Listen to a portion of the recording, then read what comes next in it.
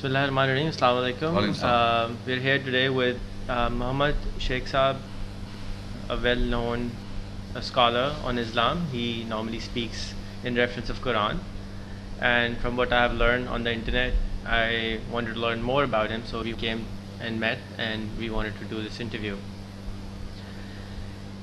This Dawa Center is awesome, beautiful looking, in Tariq Road in Karachi, and they have a website under iipc.tv, and they have an online channel. They have a great YouTube channel. There's a lot of information about basic problems in Islam and basic knowledge of Islam, and he has used technology in the best possible way. If you come, I would like to invite you to come to his center and have a look around, or maybe we can make a virtual tour of it, and you will see that every corner you will find something so sweetly done and clean and very tech savvy.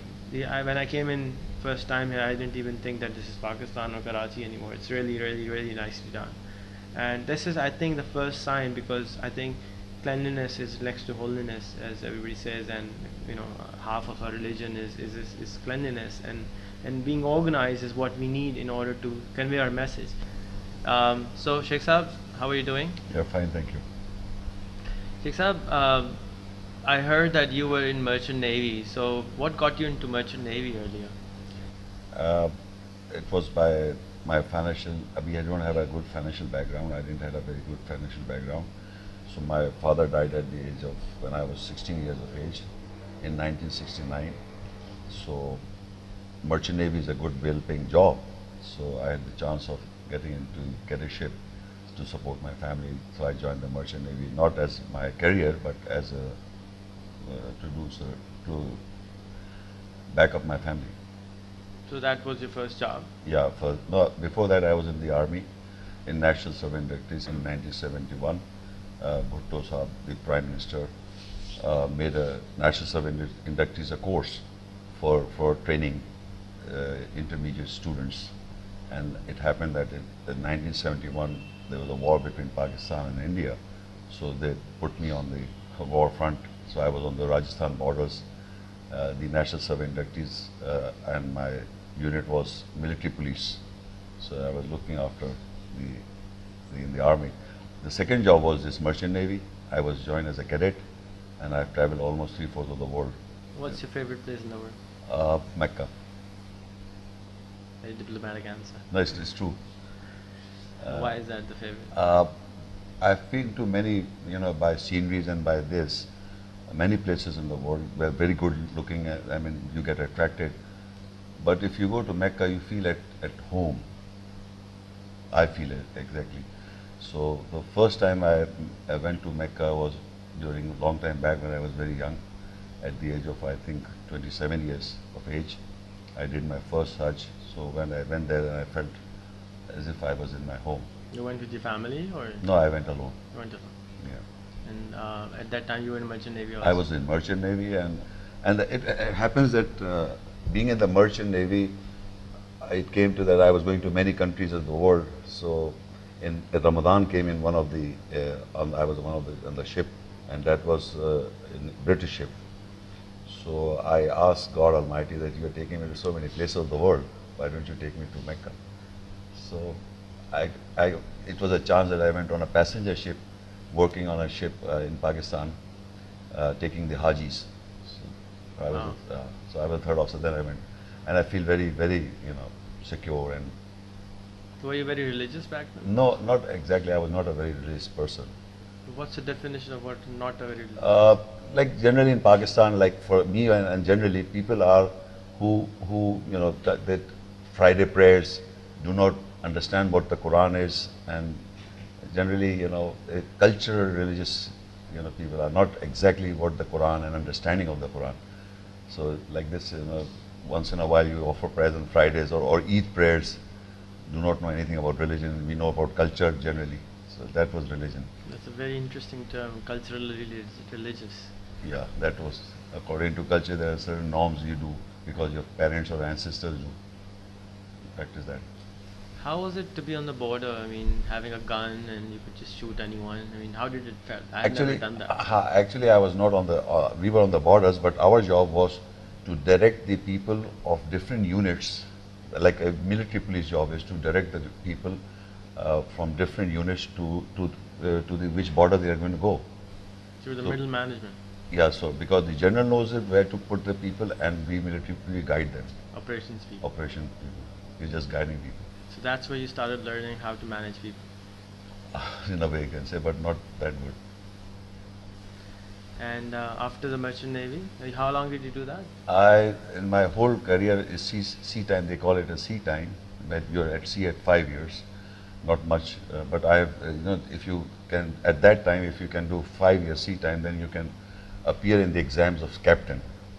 But I did not appear in the exam, and in between I left the Merchant Navy. I was third officer, then second officer, then I had the sea time completed for captain masters, they say, but I did not appear for the exams.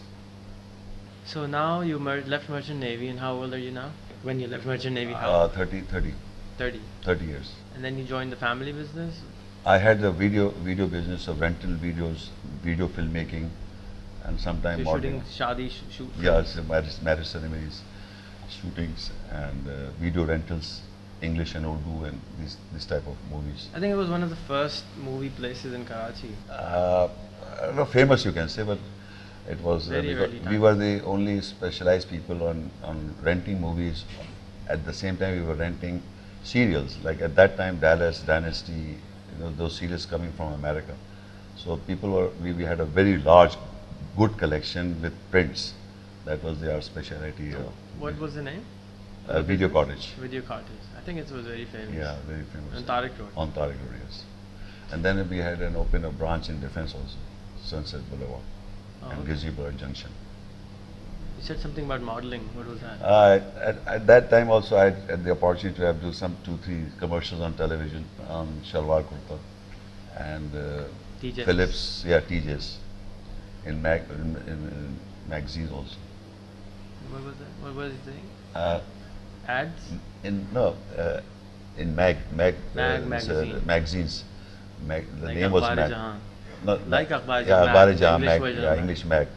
So in that also I was doing this, and on television also, for TJs and Philips, and I don't remember. So was it a well-paying job or just? No, I was doing for just heck of it, just for fun. Yes, for fun, not exactly as a career.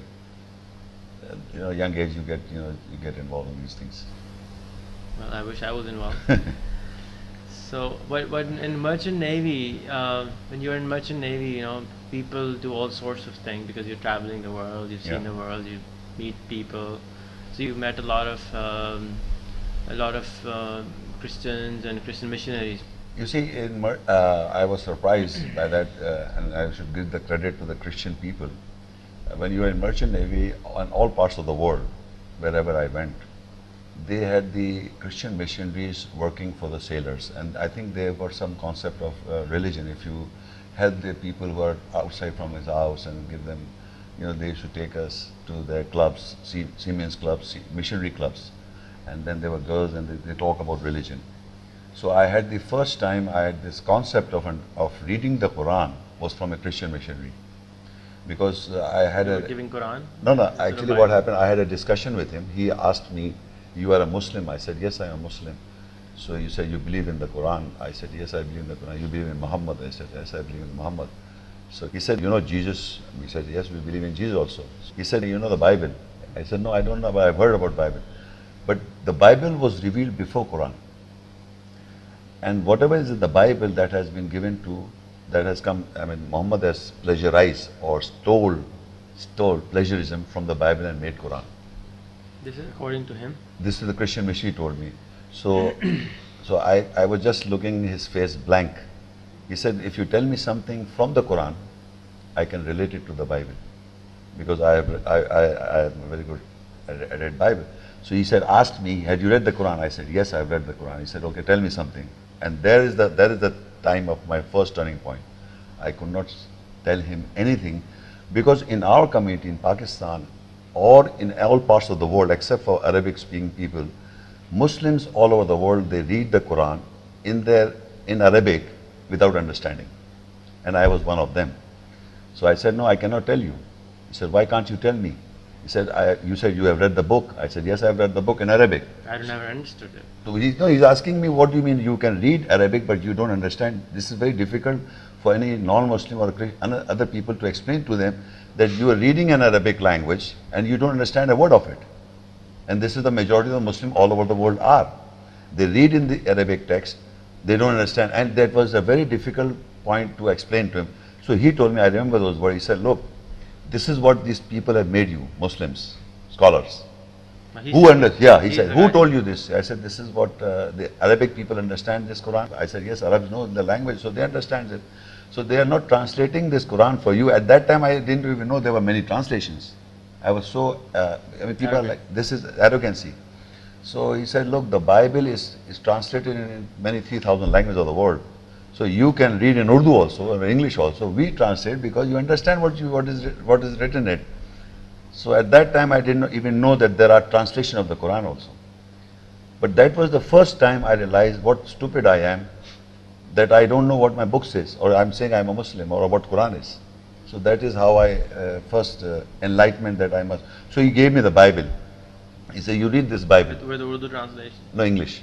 He gave me the English one. So I said, "Give me the English one." He said, "Look," and I told him, "First I will read the Quran in translation, then I will read the Bible."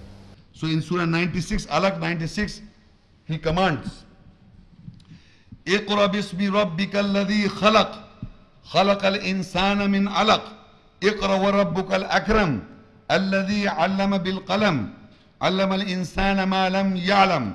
Read with the name of your Lord who created man out of cloth that clings. Read, and your Lord is most honorable. He who taught with the pen, he taught man what he knew not. Now, normally these verses are understood that it was given to Muhammad sallallahu alaihi wasallam in history. Normally. We don't go into that debate, but I know for sure, because it states, look, "Iqra bismi rabbika alladhi khalaq." Read in the name of your Lord who created. What? Khalaqal insana min alaq. He created man out of cloth that clings. Are you not a man? Who is here sitting who is not a man? Come on. Everybody is a man. You understand? Insan. So he is commanding every man of all times through Muhammad Rasulullah sallallahu alaihi wasallam. And it was a command that read, Iqra, Bismi Rabbika alladhi khalaq. Read in the name of your Lord who created. Khalaq al-insana min alaq. He created man from that clings, or alaq, that clots. Then he again said, Iqra, read, wa rabbukal akram, and your Lord is most honorable. Alladhi allama bil qalam, he taught man, again insan. Alladhi allama bil qalam, he taught man with the pen. Allama al insana, again insan, man, he taught man which he knew not. So if you note in these 5 verses, there are 2 times is read, and there are 2 times is insan, man. And when I say read, it implies with that read means with understanding. If you look up at the dictionary and you look at the meaning of the word iqra or read, it is understood with understanding. Because as being a Muslim, I must know first my own book supposed to know. What was his reply? He gave me, he said, okay. But he was telling me that, there were big discussions, but he was telling me that you people are put in the dark because you don't know Arabic language. We are translating in all language of the world for people to understand. So this was how people do not know this. If you go to any non-Arabic speaking people, because I went to the Ahmad Didat course also and I met some people also. Every Muslim in the whole world are like this. They read the Quran and don't understand it. So their religion is according to their own culture. This is the big problem in all. And all the learned people, politicians know this. The culture becomes part of religion. Part of religion. So coming back to, this is where, this missionary was which country? I was speaking this gentleman in Belgium, Antwerp. Wow, it's a nice place. It's an Antwerp, yeah. A big port. One of the biggest ports in Europe. Rotterdam is the Holland port, and this is Antwerp. They're the competition, which is the biggest. We keep on making big cities. Yeah. We have like a Muslim missionary club? No, not Muslims. Do we have something? No, only Ahmad Didat started. When I went and spoke to Ahmad Didat, I told him to make one. So we Muslims are not good at all this. They are very good. Marketing is bad. This is because this is in any part of the world there have got missionary clubs, and they take the sailors out. Suppose my ship is in Qasim port, and it is at least 40 approximate miles off from Karachi means. So they will give us the free ride. These missionaries abroad. They say, okay, we'll take you back to Karachi. You go there, you do the shopping, you sit up with us, we will supply you all the necessities. If you want to write a letter or email, anything, what we give you the facilities, and then we'll drop you back to the ship, free of cost. So there's no free ride. This mission is very good at it. So you think Muslims are not good at marketing? No, I would not. I don't know about this. What you mean? But in religion, they are not doing. In religion, they are only promoting as one particular school of thought among their own community. So after the Merchant Navy, you went and did the video stuff. Yeah, video filmmaking, rental movies, and this. Were you making videos also? Yeah, videos also. I made myself also, editing and dubbing and superimposing at that time. Wow, Commodore 64. Very good. And we had very good, chance of making. I made very good movies of marriage ceremonies and occasion, happy birthdays, and some documentaries also. But Documentaries on what? like for example, there was a townhouse made by somebody, so they asked me to make this documentary and make this townhouse. Professional documentary, Yeah, corporate documentary. corporate documentary. Yes. Do you still do that? No, it's a long time back. Retired. Young age, all past. So, but what's this Ahmad Didat thing? I mean, this is before your turning point or after your turning point? No. Which one? This Ahmad Didat. You met Ahmad Didat. Ahmad Didat, I met him. That's the first time you heard of him is after your reversion? No, I did not revert. Actually, what happened, I was a video shop, so I had these Ahmad Didat videos given by somebody, and there were other scholars also, like for example, Cat Stevens, he converted into Islam, so I had some Yusuf Islam. Then there was one Canadian, his name was Gary Miller, so he has reverted, his name was Abdul Ahad Umar. Then there was Steve Johnson, his name was Farooq Abdullah. So these guys, I had the videos on comparative studies and Christianity and Judaism. While and you were selling Indian I was movies. just, I was giving rentals movies, and at the same time, I had the Library of Islamic comparative religion cassettes. Just for the sake of customers. Yeah, for the customers, because they were all, these guys were speaking, because they had reverted into Islam and they had the comparative studies. Similar, and Ahmadiyya also doing the same thing. So I had this, instead of, I had this one section of Islamic videos. At that time also people were watching these videos. So some films also, message and so I had this one portion of religious cassettes in my rental shop. This is how I got introduced to Ahmadiyya, but I did not revert until that incident came. So what's that incident? Incident is that I was on a shop and somebody asked me some rated films, and we never used to keep these rated films. So I said, you can go further, you can have these films. Instead of that, we have religious cassettes. So this guy said, everybody say that you don't have rated film, but you do have rated film, then you must have it somewhere. So I said, no, I don't have it. So he started arguing with me, so I said, okay, please go. So he was some terrorist type person, so he went, and after 10 minutes he came back. You were a street fighter at the time. What Yeah. was that? The movie Street Fighter or what? No. I had fights in young age. You know, young boys, there are different types of people. Because of my father, he used to teach me boxing, and he was a very good boxer himself in Aligarh University. Wow. And my father taught me in a very young boxing. So I was very good at boxing, and I usually watch Muhammad Ali boxer. So I was a very good boxer. So in street fight, people don't know how to fight.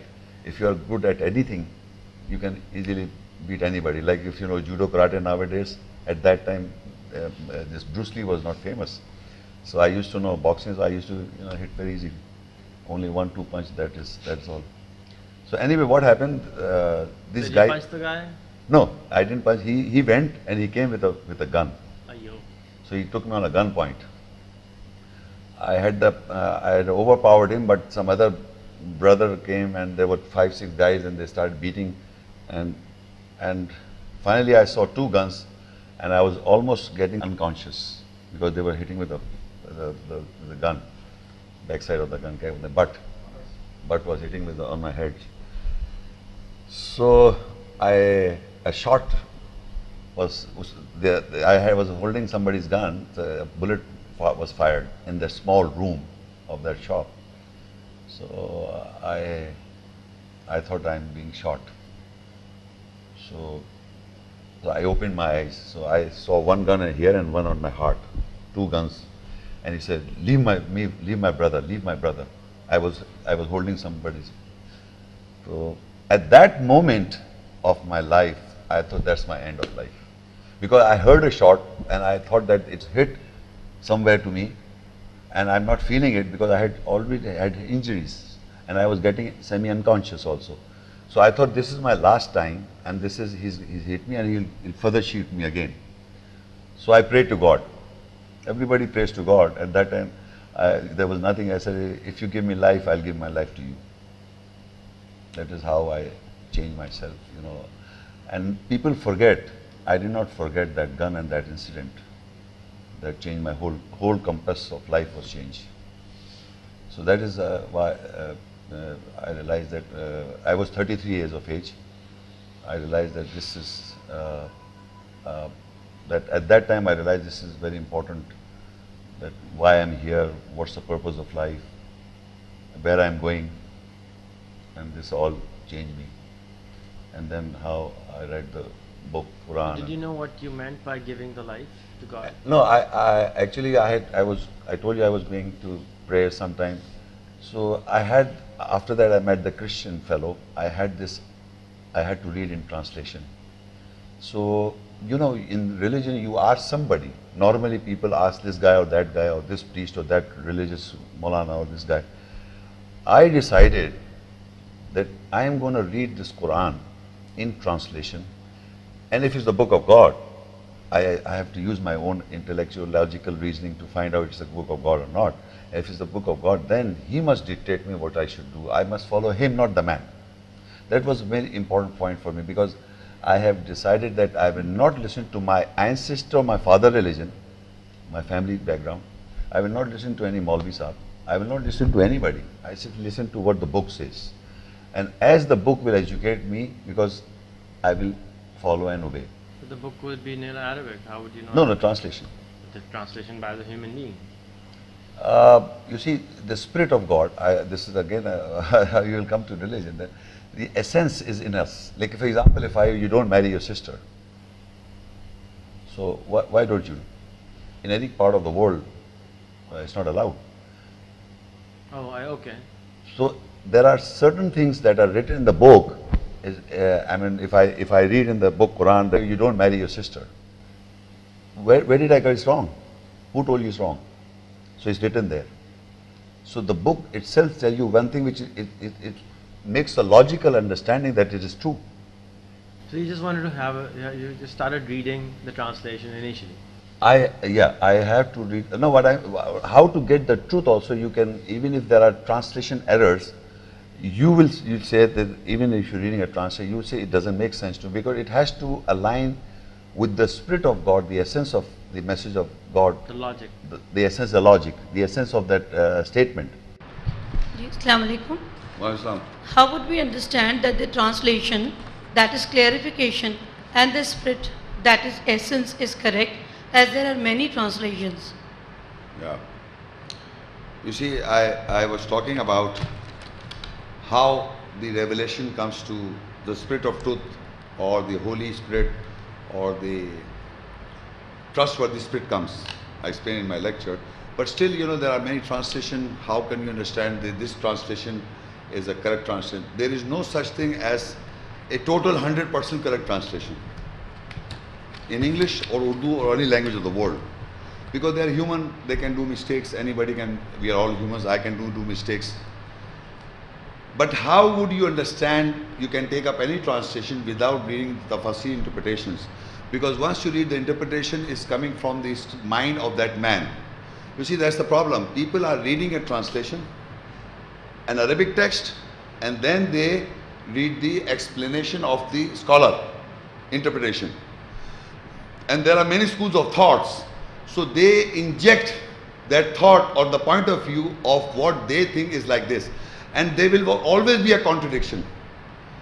So how it is coming from Allah, that's your question, the translation. So there is a Quranic ayat you can read, Surah Al-Nisa 4 and ayah 82.